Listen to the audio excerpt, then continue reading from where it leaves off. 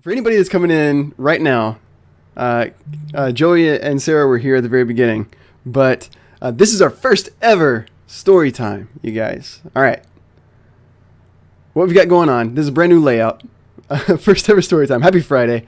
We've got different panels, characters, places, plot devices, and each of these bullets are elements to a story that were sent to me by our patrons over on Patreon and by my crew. So I've pulled out a few that I felt like were really compelling, and I used most of them. Like some of them, like there were a couple of people that sent me like super detailed like bullets, and so there was a lot to it, but there were only like two of them. So I like if I picked one, like half of their thing, it was just one. So I actually used most of the elements that I got this time. So all right, let's go over what we have. New layout looks rad. Thank you. I'm liking it too. I'm liking the blue. It's very soothing and pleasing to my eyeballs. King Whipsy, welcome back. Yo. All right, let's go over the characters. We've got 3 characters that we've got to include in our story. All right. A curious herbalist named Gemma. I'm going to say Gemma. Might have been Gemma, but I'm going to say Gemma. Right. An investigator named Liss.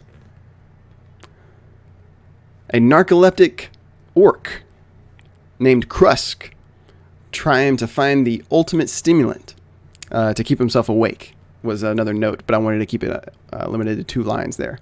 Places. All right, going on to places. What places do we have to have in our story? We got to have a mystical forest with giant ferns instead of trees, and a small town named Starwood. Okay, so we've got a town and we've got a point of interest, right? That's good. Plot devices. Really, it should say plot, just plot pieces, plot stuff, plot, but plots. Because not all of these are devices. Some of them just have like plot or actual plot points themselves.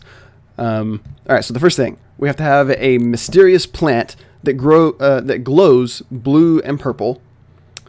So a plot point in our... I wonder who submitted that one. It was Sarah. Spoilers, it was Sarah. One of the plot points is that people are being turned into vegetables. And then the third one is that a magical flagon of ale refilling itself when no one is looking. All right. Okay. First thing we need. This feels like a D&D story, so that's how we're going to write it. Is a like a D&D mini adventure, like a one-shot adventure. So let's we need a party. So who's going to be our party?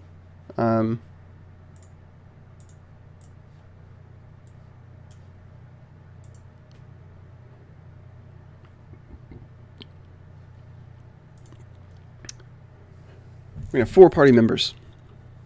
Need some names. Names. We need some names. Let's use the people we have in chat, right? Joey.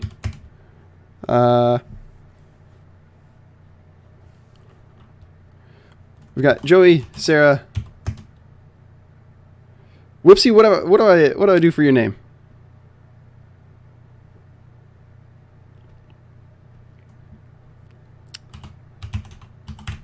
Joey, Sarah, Whoopsie.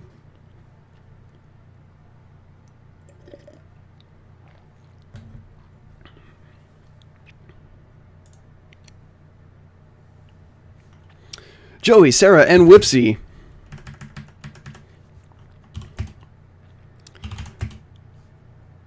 Our valiant,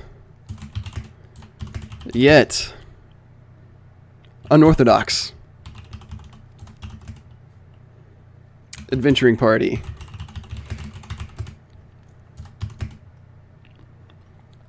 Austin. Now we're going to use Whipsy.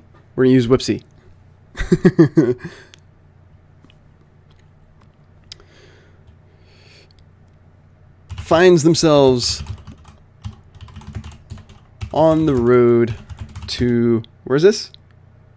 We're going to, where's our places? We're going to Starwood, right? Onto a road to the small town of Starwood. What's in Starwood that we want to see?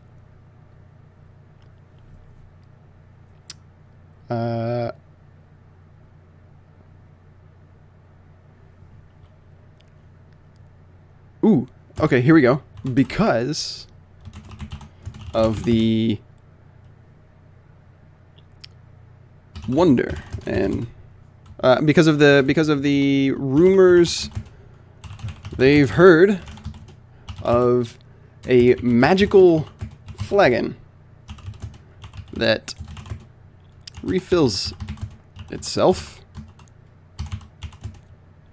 when no one is looking, providing unlimited ale to any patrons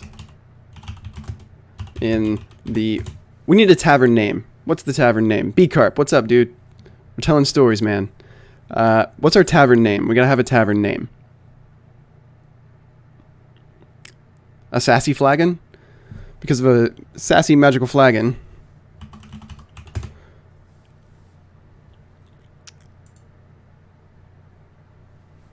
Ooh, no. That's good.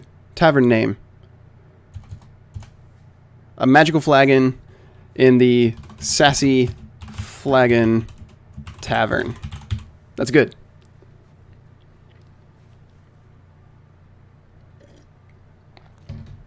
Yeah. I would have never come up with that name on my own. So you guys are making it happen. All right. Mort's magical ale.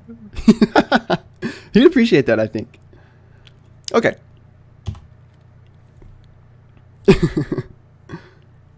Yeah, Mort's magical everything. Yeah. Almost like Amazon branded stuff. Yeah, man. Okay. What are your classes? Joey the what, Sarah the what, and Whipsy the what. I feel like Whipsy is either a rogue or a bard. Joey, Whipsy the bard? Yeah, Whipsy the bard. That's good. Sarah, what class are you? Sarah the sorceress? For the alliteration? Joey the quest master.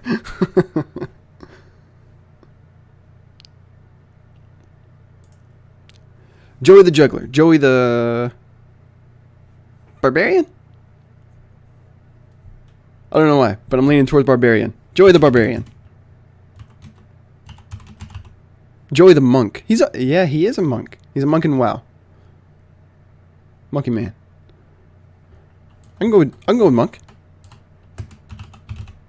Joey the monk, Sarah the sorceress, and Whipsy the bard, our valiant yet unorthodox adventuring party find themselves on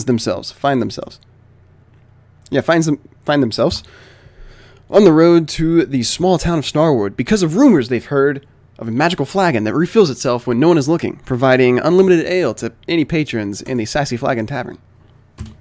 That's a good start of a story. All right.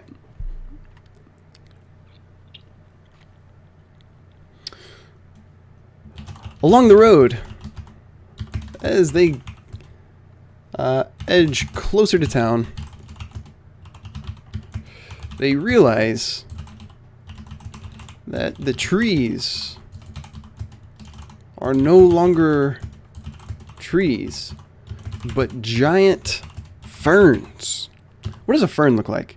Just a leafy plant? So basically a tree, but like... So aren't trees basically giant ferns, I guess?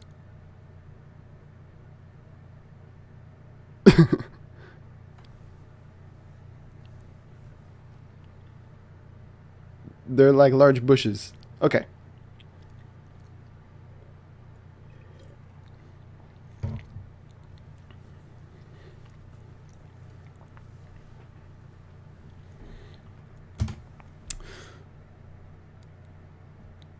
But giant ferns.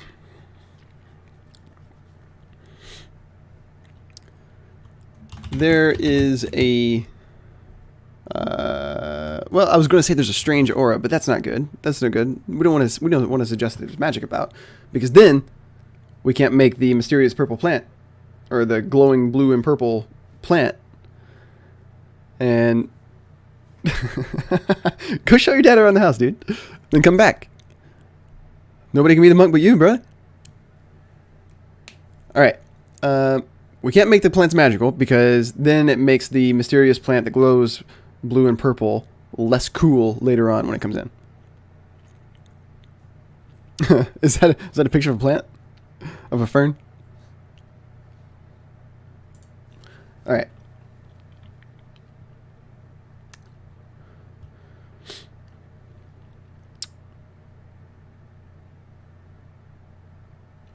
All right, so we've got our 2 places knocked out, right?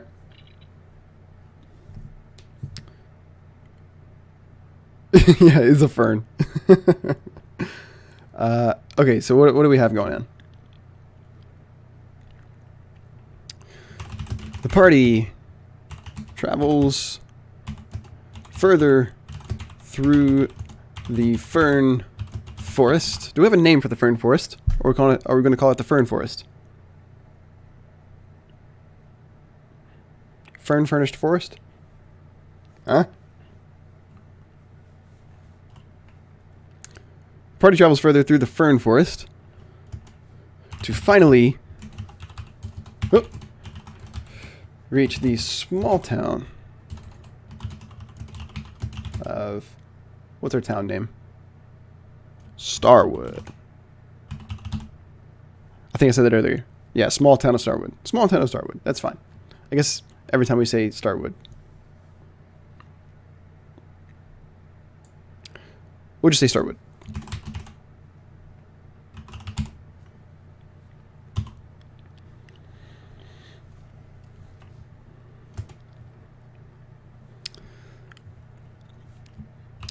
Upon entering town, the 3 companions assumed they would find tourists and a bustling town full of people here to see and drink from the never-ending flagon. However, what they instead found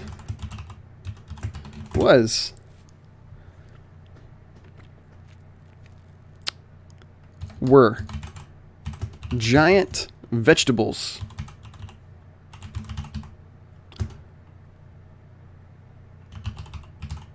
littering the town and no people in sight. There we go. Grammar. Giant vegetables. Yeah, that's one of our plot devices. That's one of our plot points, is people are being turned into vegetables. So, people-sized vegetables. Right? You want to be there? Sarah, come on. Stay with us. People are being turned into veggies.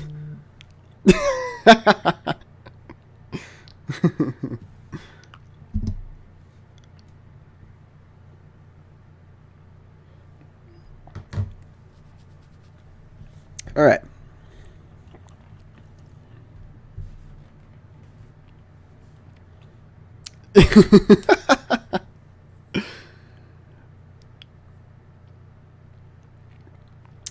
No, let's see, Sarah wrote the curious herbalist named Gemma came from Sarah. The small town from Starwood came from Sarah, and a plant that glows blue and purple came from Sarah. Those are the only three things that came from Sarah. Everything else came from Joey Quest and Mort's Magical Wares. Huh?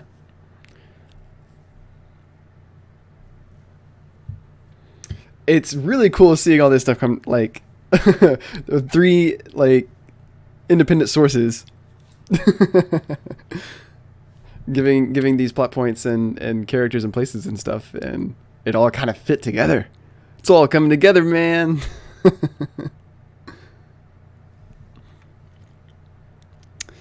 uh,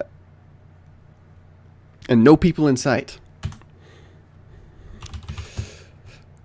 They see they see the sassy what's their thing? Sassy Flagon Tavern.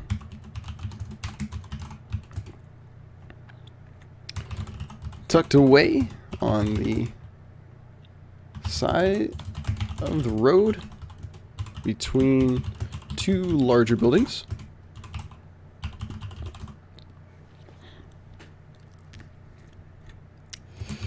And head inside.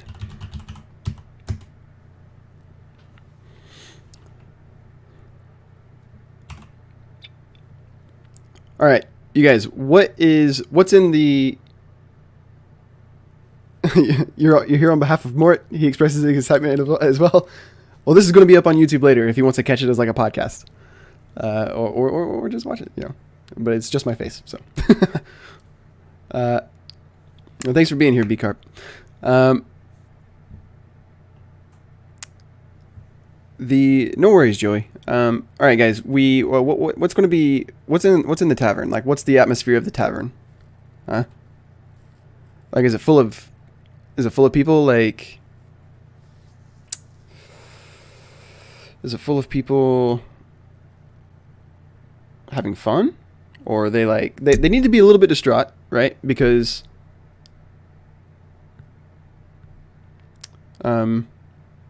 people are being turned into veggies, right? There are some people in the tavern. So there's no people in sight, like out and about in the town. Like the town is not busy. That's what they expected.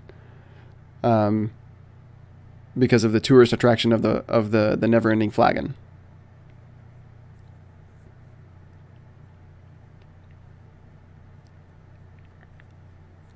So there are some people in the tavern and probably in other buildings, but what's the demeanor of the people in the tavern?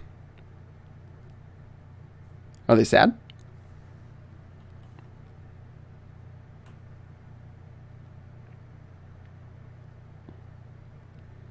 Okay, cool. Yeah, I like that. I like that there would be like some tourists. Okay, so other than a small group of tourists shouting and reveling at the never-ending flagon, the townsfolk in the tavern were curiously downtrodden. Yeah? Is that one word? The town is famous for the flagon. Now, we've got really large veggies going on, right? But we don't know why. We don't know why.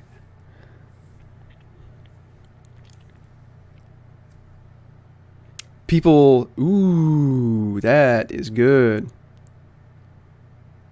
That's good. They all had their lunch meals placed in front of them on tables, well, on plates. Of them on plates. But no one seemed happy about their food. In fact, they seemed rather disturbed. Ooh, this took a turn. This took a turn, you guys. Suddenly things are really bad.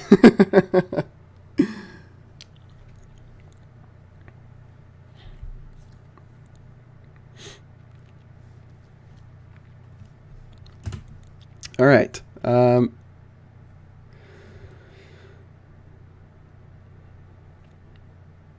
Let's see what's going on. Let's see. Who do we need to bring in at this point?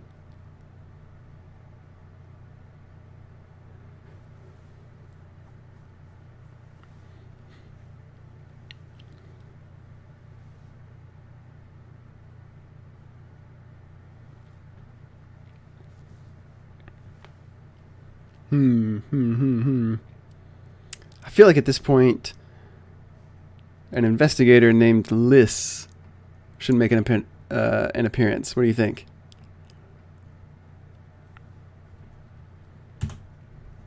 At this point, a woman dressed in what does Liz look like? What is she dressed in? What does she look like?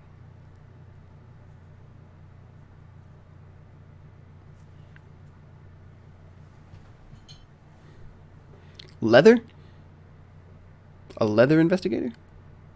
Well, she doesn't investigate leather. What kind of leather is she dressed in? Like biker leather? Okay. Okay, we're gonna go with like she looks like I guess she looks like Trinity from the Matrix. Okay, at this point, a woman dressed in tight leather and dark. What's another word for eyeglasses? Spectacles? Optics? Dark glasses. Tight leather and dark glasses.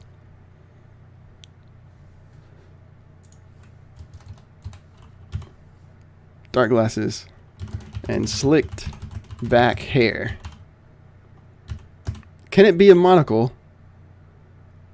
A dark monocle? Like a single, like, I got one eye hidden from the sun. Okay, it can be a magic monocle, yeah.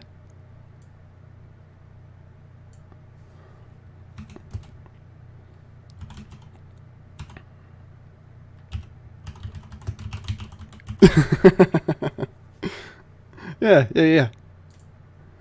Like it gives her some kind of like yeah, okay, so it's like a HUD, like a heads up display, like on the monocle itself for investigating. Okay. It looks ridiculous, like Google Glass, but yeah, I follow you.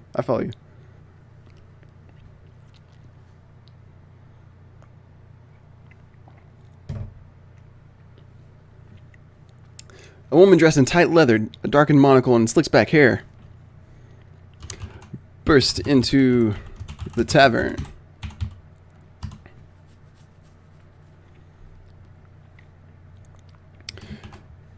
You three,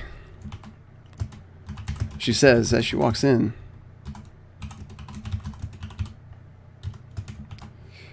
You're new here, right? I just saw you walk into town. I'm an investigator.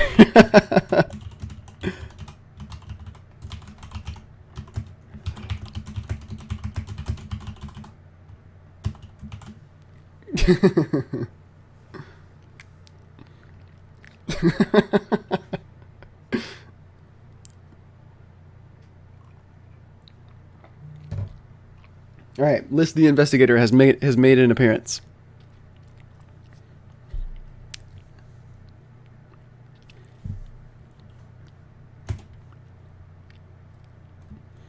Liz goes on to explain to the party that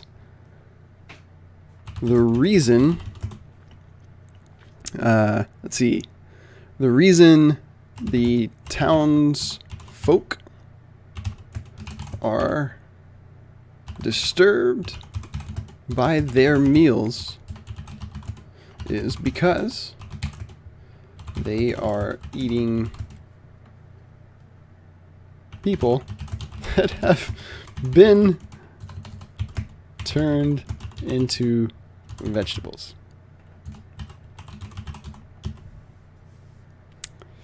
Yep.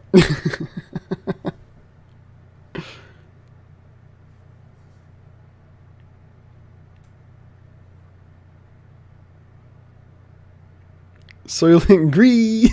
Oh no. Oh my god. It's people. They're vegetarian. Oh, there's a strange sense of irony that's here. There is a sense of irony in all of this, isn't there?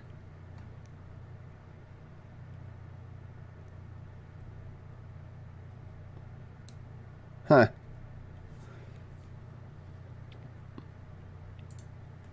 Vegetarians eating vegetables that used to be people. That's why you like it? Oh, the irony is why you like it. Okay. Gotcha. All right.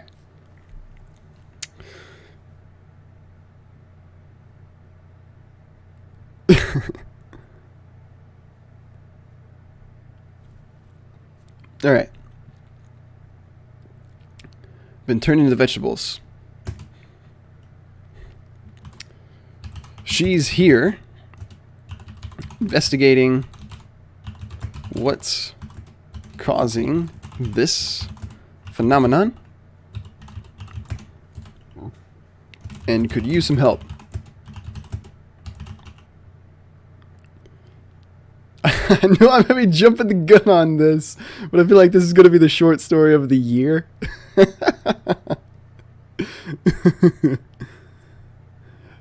She's here investigating what's causing this phenomenon, could use some help. Right? So she is employing the party. All right, next thing. The party agrees to help Liz and asks where they should start. Right?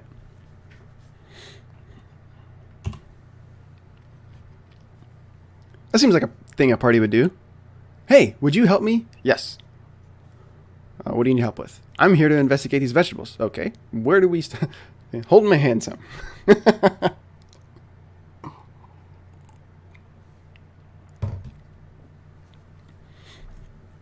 All right. The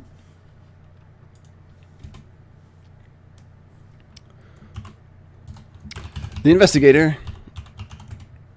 investigator, explains.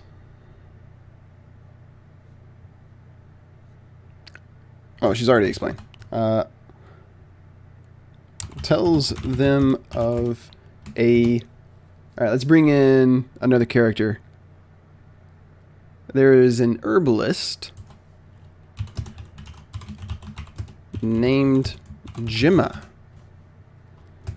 that lives in the forest nearby, but that Liz could not hack her way through way into the forest due to the shrubs.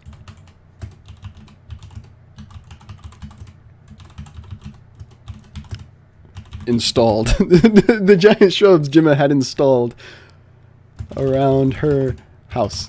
Huh? Huh? Do you guys get it?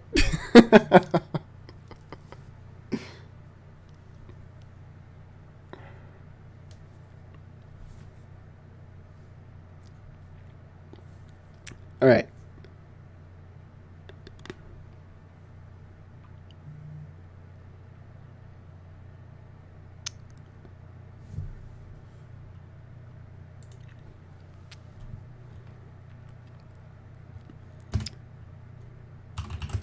Three companions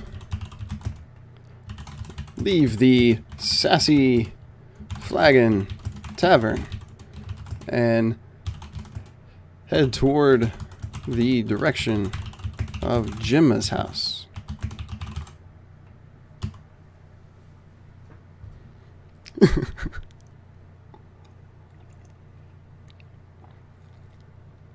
I know, I couldn't believe it, B-Carp. like I was reading it and you know, like listing them all out in Photoshop, and I was like, wow, this is incredibly like perfect how all these independent sources gave me stuff that flowed well together. Getting herbally in here. Yeah. The only thing that didn't like obviously go well was the magical flagon of ale that refills itself when no one is looking. But I mean, like, even that works because that's the hook that draws the party to the town. Obviously. All right.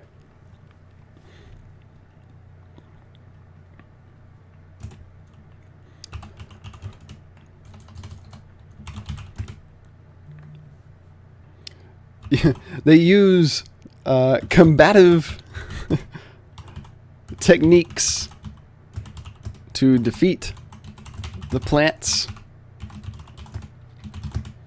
and find themselves in a safe clearing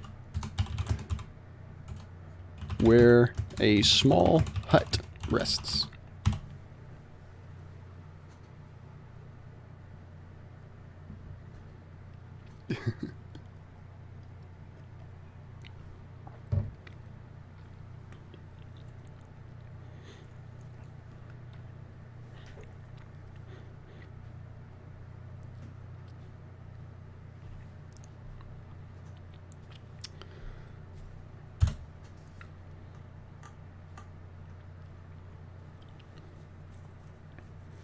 To celebrate with the flagon? Yeah.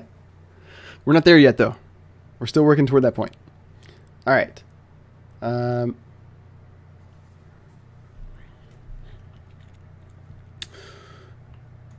After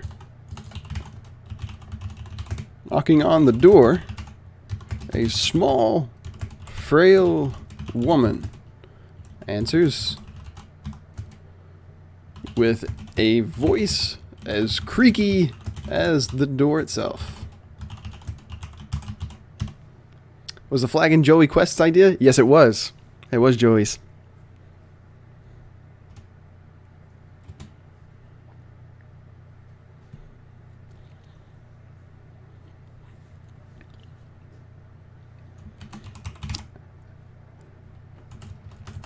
The party interrogates the woman about having dangerous plants around her house, and she explains that with all of the tourists coming through the town, she had to do something to protect her privacy and her work.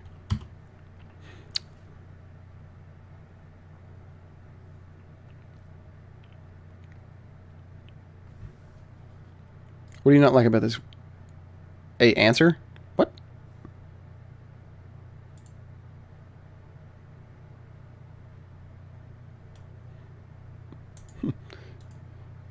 You are not correct.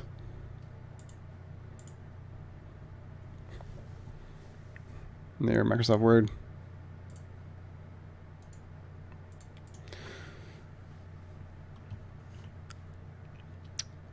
Privacy and her work. All right. Let's see.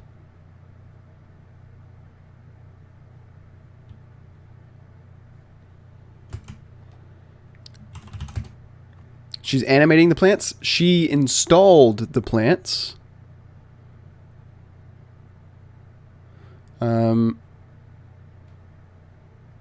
So I wouldn't say that she's animating the plants. She could be, though.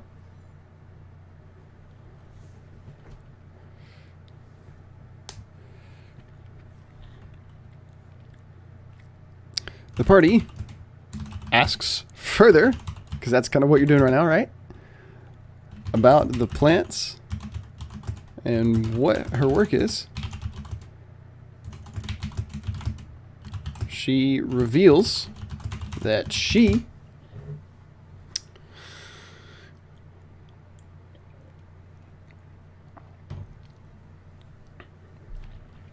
has been experimenting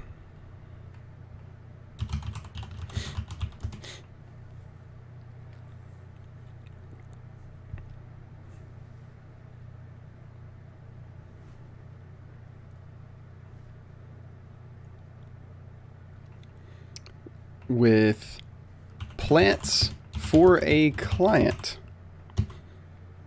that needs a special kind of herb.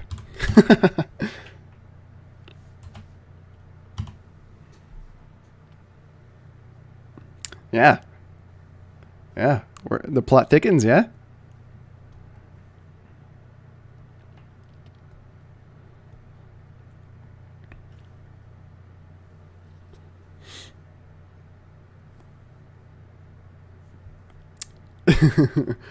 Yeah, we're gonna make the client the narcoleptic orc named Krusk.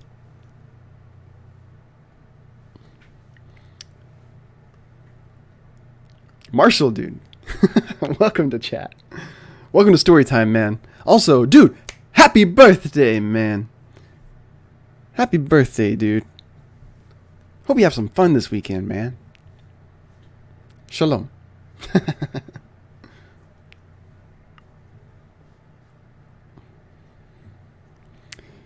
All right, this is our first story time, Marshall. Glad you're able to make it. All right. So, recap, Marshall.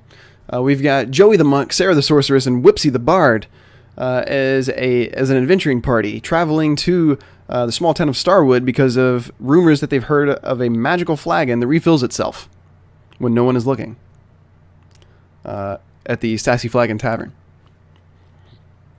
The town is surrounded by a forest that is overrun. Well, instead of trees, have giant ferns, right? When they walk into the town, they expect it to be full of people and bustling, but all they see is the town is scattered and littered with giant vegetables. So they go into the tavern, and people are having their vegetarian meals, but they're really sad about it. Very curiously, then Liz, the investigator, walks in and explains that people are being turned into vegetables.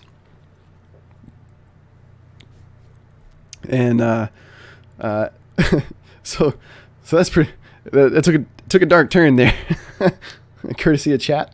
And so now we're at an old woman's house named Gemma, who is a curious herbalist.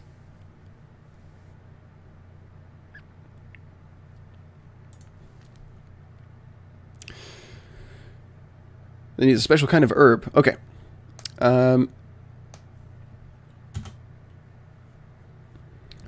The conversation continues, and the party discerns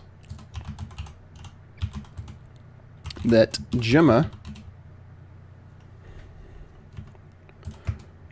was the one that made the trees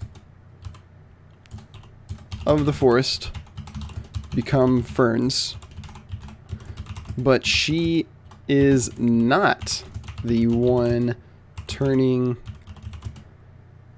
the townspeople into veggies.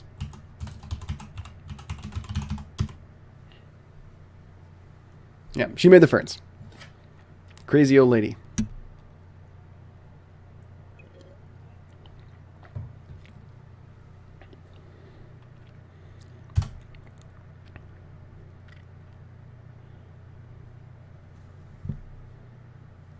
All right.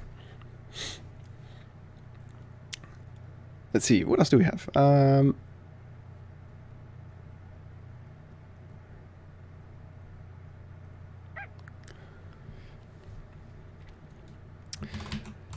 Satisfied with the Satisfied?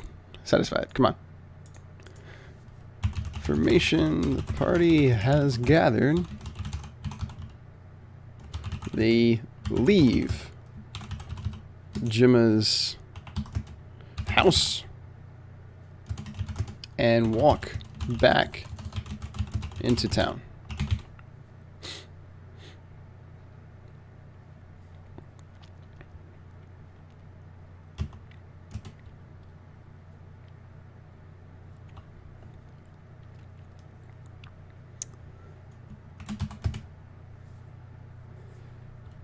As the sun goes down,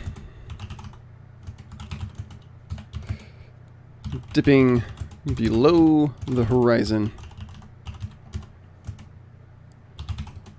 the three walk back to the Sassy Flagon Tavern to bed down for the night.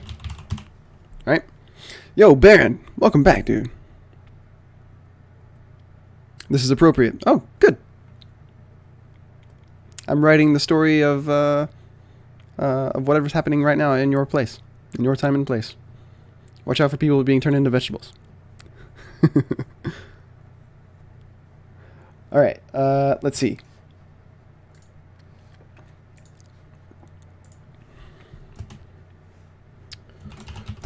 From the window in their room, the adventurers see a purple and blue glow coming from the other side of town.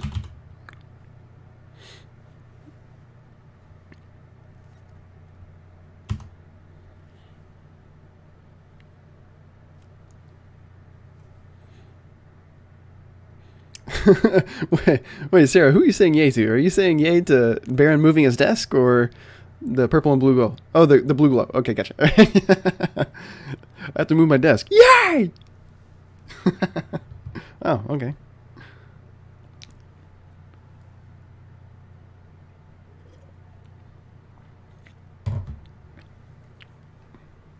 It's okay, Marshall. You don't have to apologize for laughing really big.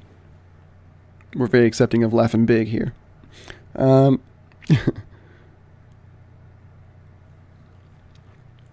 over here to the other side of town. Curious.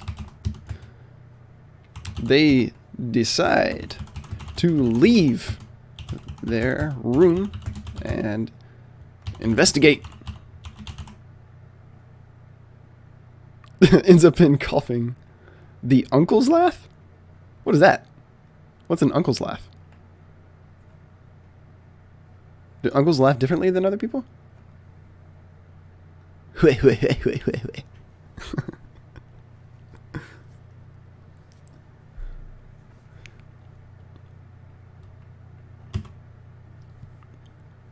Which is a smoker that everyone...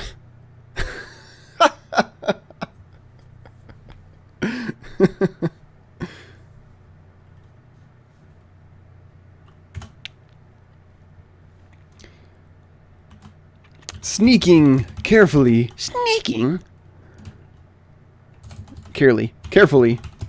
through the town, using the cover of night and the shadows of alleyways. The three arrive at the source of the purple and blue glow as it moves slowly through the town. They see that it is, pardon dogs, coming from a plant. I'm going to say the glow. The glow is coming from a plant being carried by a large figure with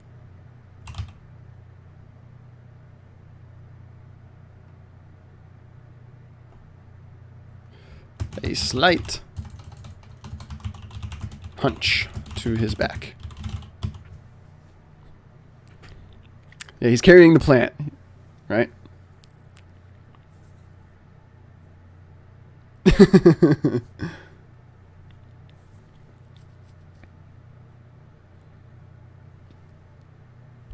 He's carrying it in a bag.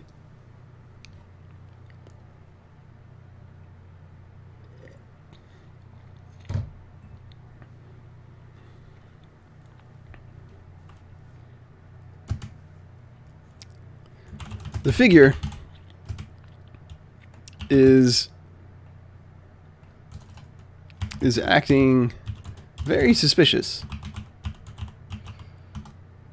and the party witnesses him walk over to a house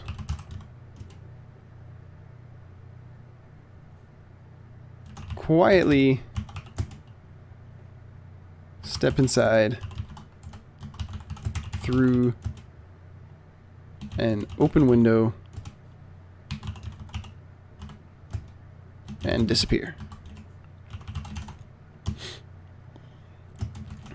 After a short time, the figure steps back out through the door.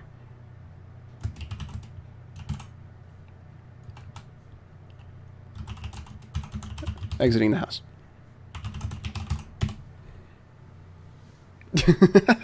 Throws potted plant at DM.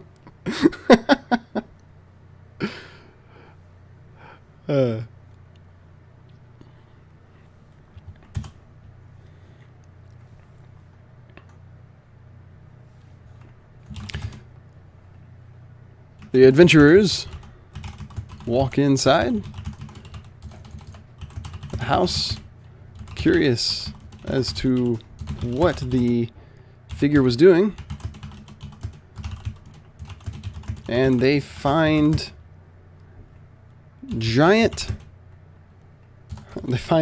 nothing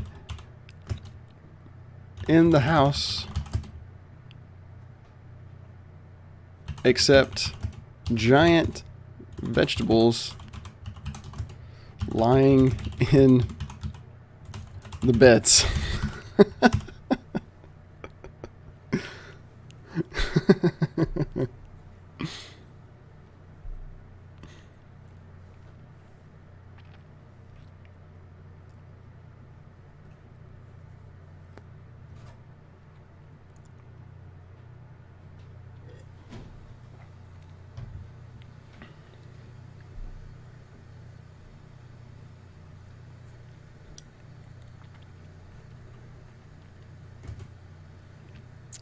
They search for the figure,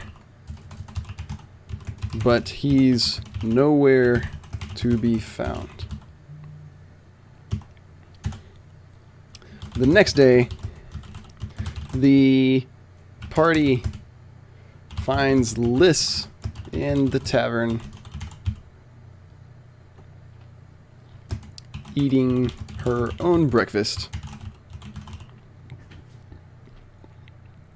And let's see what she's gonna.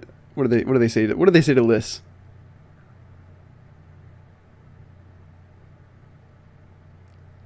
You're very wary of this story.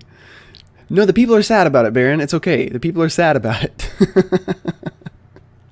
The next day, the party finds Liz in the tavern eating her own breakfast, and they recount everything they learned the previous day and night. Oh, day and night.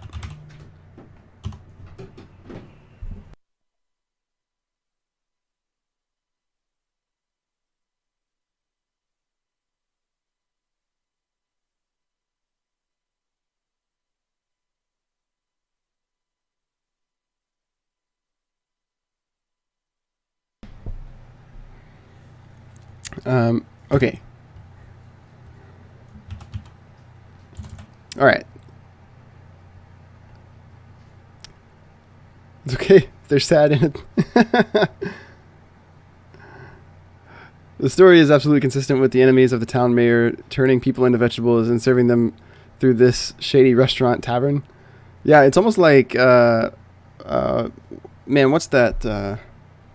It's a musical. The Demon Barber of Fleet Street. Sweeney Todd. It's like Sweeney Todd.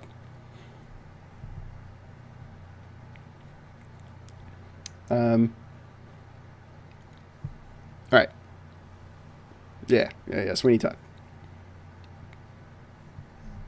The Thickety Pot. Yeah, from Nevin. That's good. The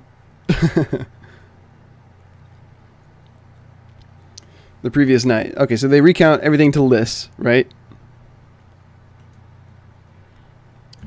Recognizing the description of the hunched figure,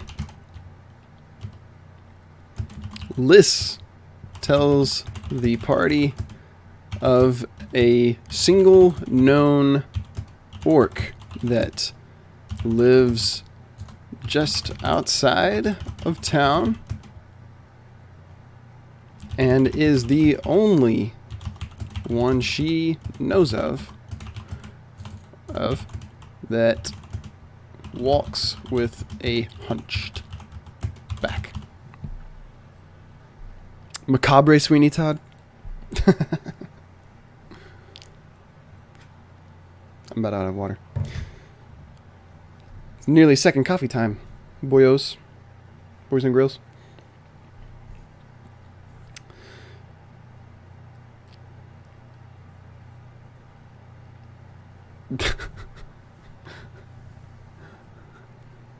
Sweeney Todd spoilers in chat.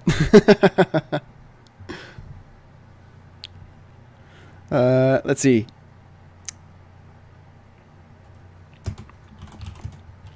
Tells them where he lives and suggests that he may be the one turning everyone into plants, and that the party should confront him.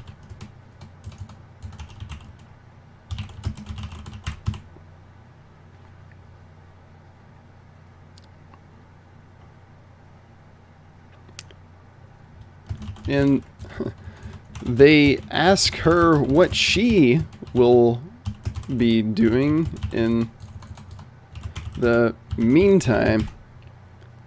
And she says she will be reporting to her superior. Who's her superior? What's her superior's name? What's Liz's superior's name? Morphinus? Morphinus.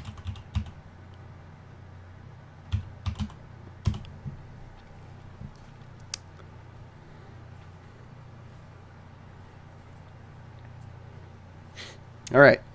So she's talking to Morphinus. Party's got to go. Jarvis? I like Jarvis. Yeah, Jarvis. All right. Very good. Jarvis it is. Jarvis. All right. Liz's boss, Jarvis. Okay.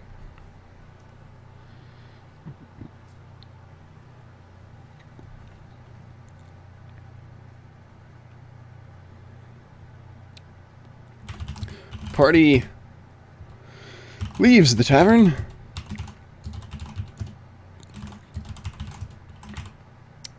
Eating their own meals they brought with them and headed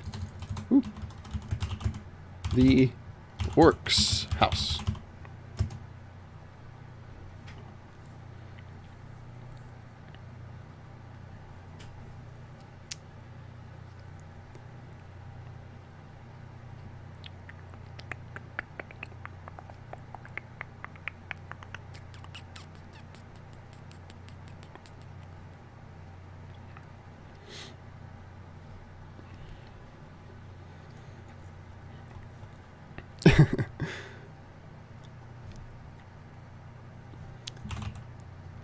They shout at him to come out of the house.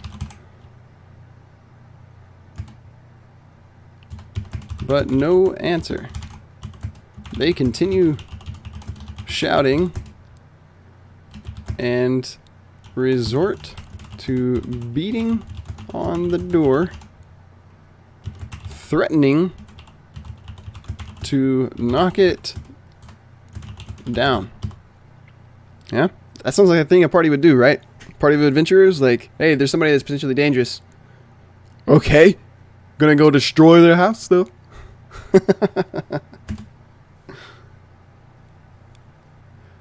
Okay.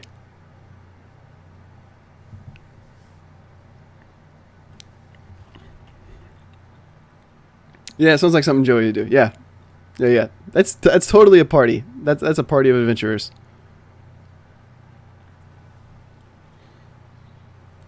All right.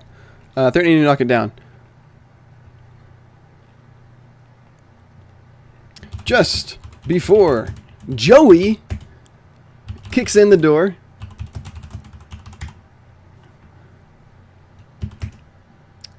it swings open, and there stands a large orc.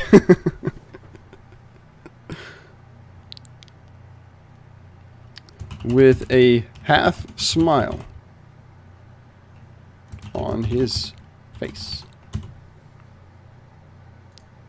Half smile on his face, resting below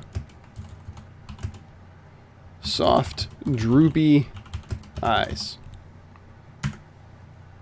The party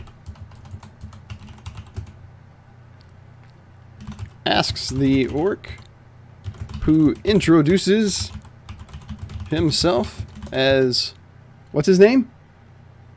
Kresk. About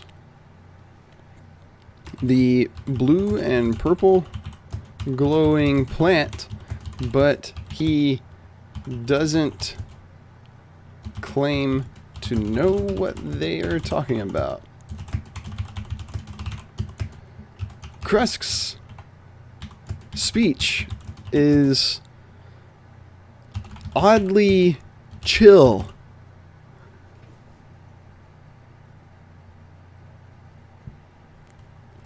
Like the way you would want your homie to talk if you were just trying to wind down from a hard day.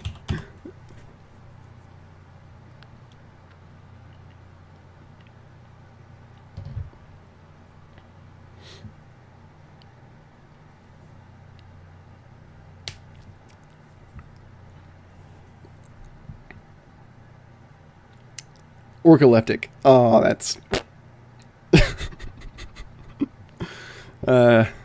Eric's not here, so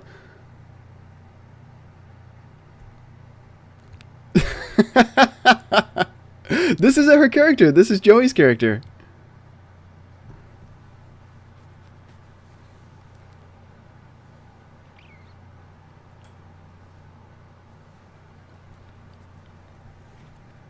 Joey's character. Your homie to talk if you were just trying to wind down from a hard day, right?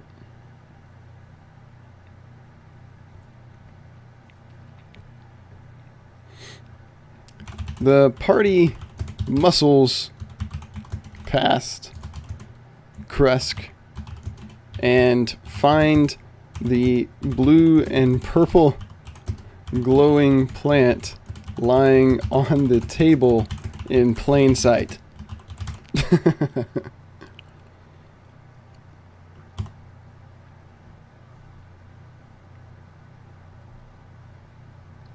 Shall not defeat the stream boss until next week. Moobot.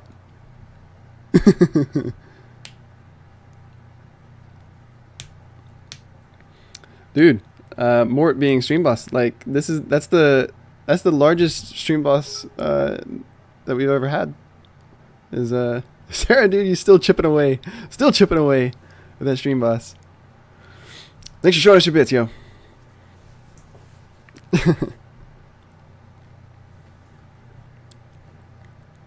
All right.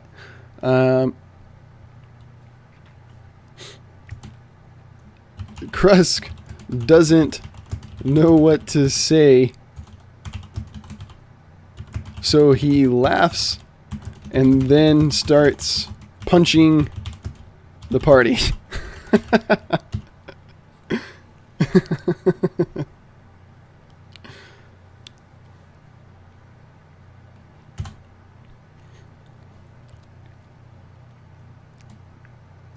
They fight him down after much struggle.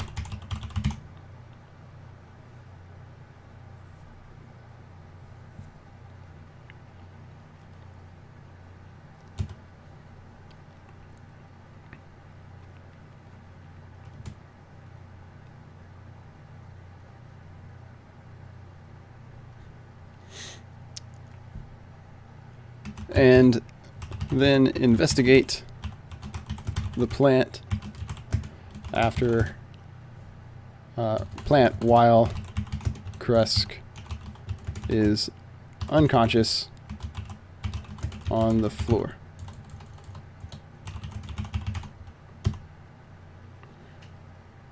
Straight to the punch with this. Yeah, be cut. Who are we fighting? Had to go AFK for a second. Okay, we're fighting Krusk.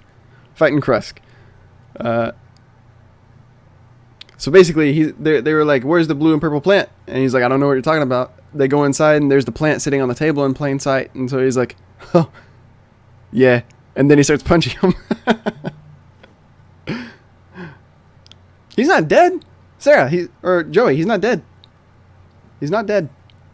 He's unconscious.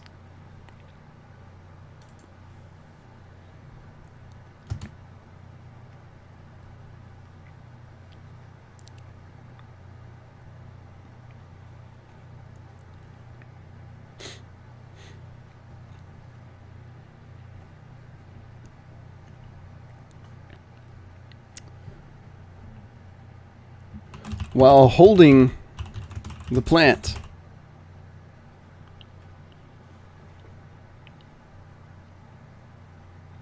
actually, should they? What should they do with the plant? What should they do with the plant?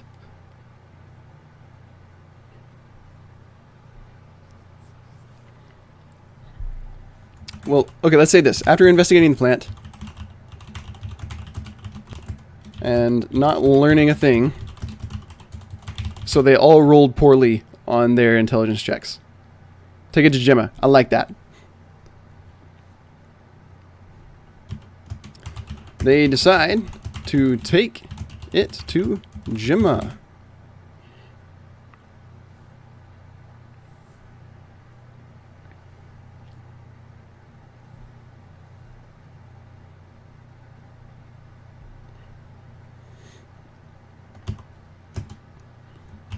Once there,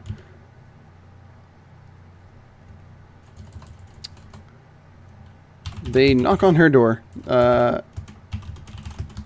and she answers, surprised at seeing the plant.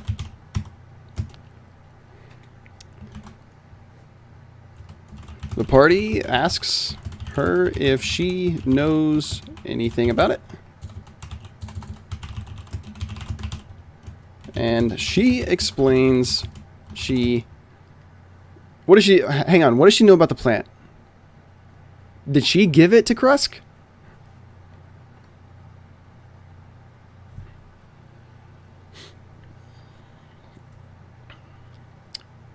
I'd be turned into chicken wings. Did she give...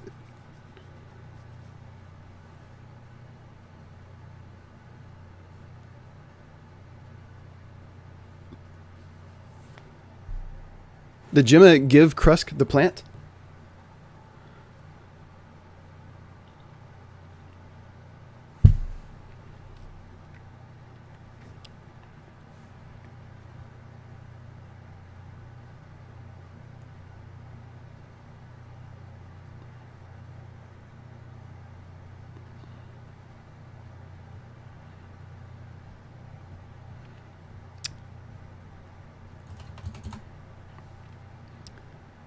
Maybe the plant was hers and it was stolen from her.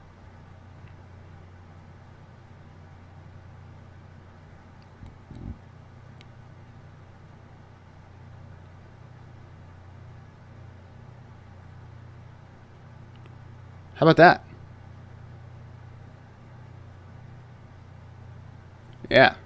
The plant is actually hers, but was stolen a few weeks ago. She also explained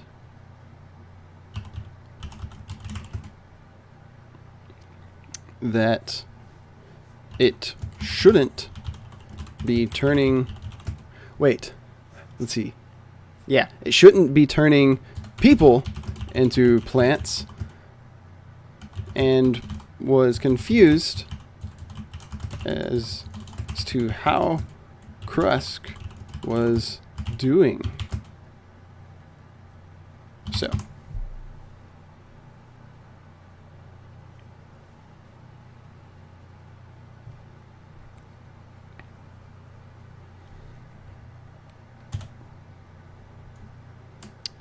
The party decides to try their hand at alchemy in order to solve... How do we solve the mystery? Do we solve the mystery with alchemy? Doing stuff in Gemma's house? Doing some alchemy in Gemma's house?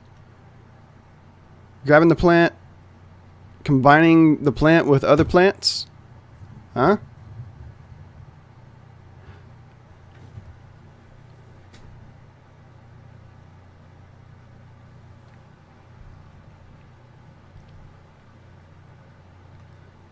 We need an ending. We've defeated the plants to get to Gemma's house. We've defeated Krusk to get the blue and purple plant.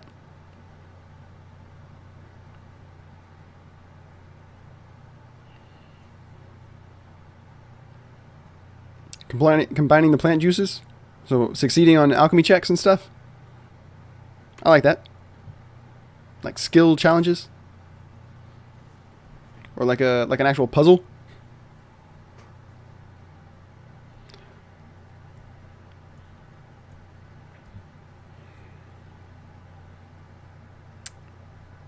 Ah, yeah, that's good. That's good. Okay. So Gemma gives the party a recipe to combine a bit of Krusk's blood, but not too much, with the plant, and then take it around town to reverse the effect on everyone in the town.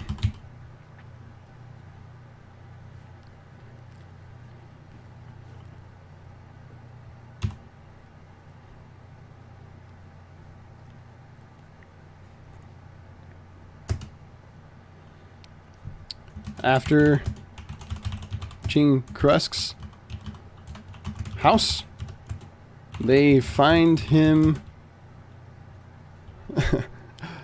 sitting on a cushion on the floor, rubbing his head. No, that's weird. I'm not going to say that. All right. You guys come down. Sitting on the floor.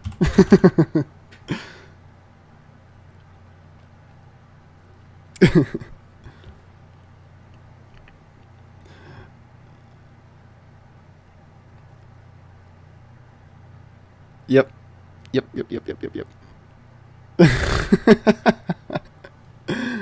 Oh my god. Okay. Story time, y'all. They find him sitting on the cushion on the floor, complaining about a headache to no one in particular. They walk in, and he greets them, not recognizing them.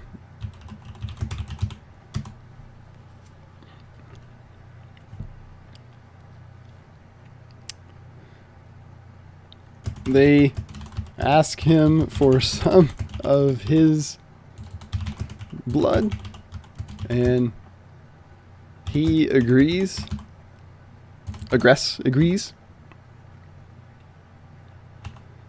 Once they have the blood, they pour it on the plant, allowing it to soak in.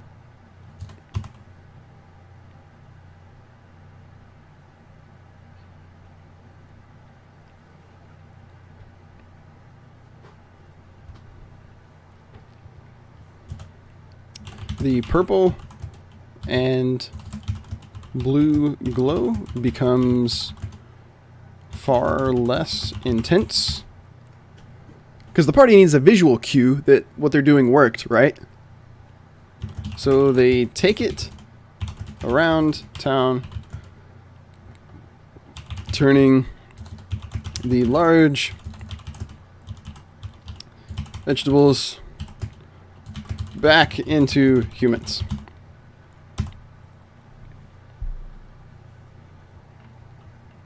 Concerned about the vegetables that people were eating, they walk back to the tavern to discover that the vegetables people were eating were actually normal vegetables, and the reason people were really sad was because they were vegetarian.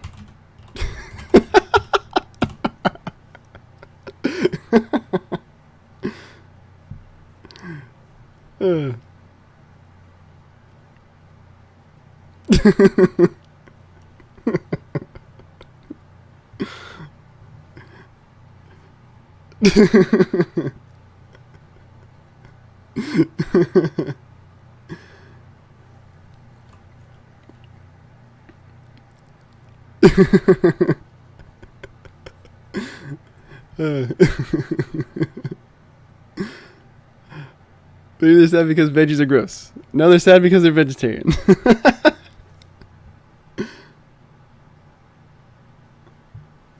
Okay. I'll meet you. I'll meet you halfway, Sarah. I'll meet you halfway, because they were vegetarian and veggies are gross. All right, compromise.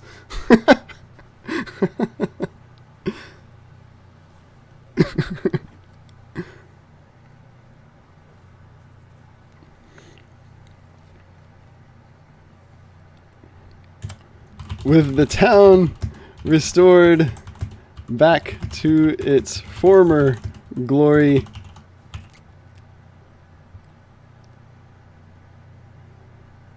and everyone back to normal except the bro tourists that are passed out on the floor from too much revelry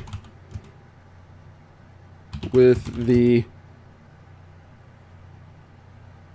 magical flagon.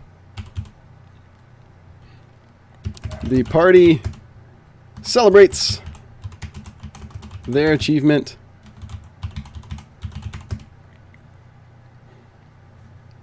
along with the townsfolk, who have no idea what's going on, but it's a pretty cool flagon, though. All right. Yo, good story, you guys. Well done. That's the first story time. I feel really good about this story. Uh, Yo, thank you guys for hanging out with chat, or hanging out with me in chat, helping me tell this story. We're gonna do this every Friday afternoon. Okay, so if you guys want to be a little bit more active on the participation side, our patrons at the storyteller level on Patreon are the ones that are feeding me the pieces, or the storyteller level and above are the ones that are feeding me the pieces of these stories, and then I'm taking those pieces and we're putting them into a story like this. But if you, regardless of whether or not you want to be a patron and feeding me the pieces, you are absolutely welcome. I love having you guys in chat to help me tell this story and just to hang out. So thank you guys for hanging out. That's our first story time. I feel it was I feel it was a success. You guys have a happy Friday, and a happy weekend. I'll see you guys next week. Actually, I'm going to see you guys tomorrow night when we stream in WoWcraft. All right. See you guys tomorrow night. Bye, guys.